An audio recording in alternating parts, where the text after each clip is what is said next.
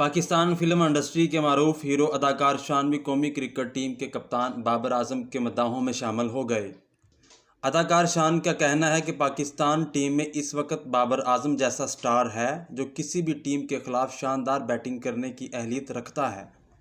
अदाकार शान, जो खुद भी बहुत अच्छे क्रिकेटर हैं, ने बताया कि वो बाबर आजम के साथ मैचेस भी खेल चुके हैं। बाबर आजम बहुत ज़बरदस्त खिलाड़ी हैं और इनको खेलते हुए देखना मुझे अच्छा लगता है।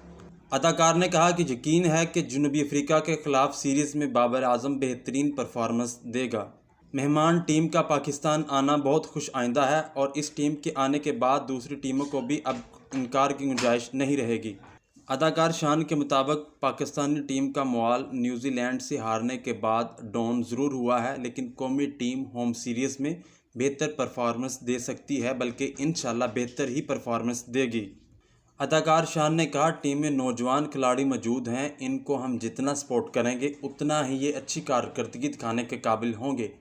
फिल्म इंडस्ट्री के बड़े नाम शान ने बताया कि वो पाकिस्तान सुपर लीग का मैचेस का बेसब्री से इंतज़ार कर रहे हैं।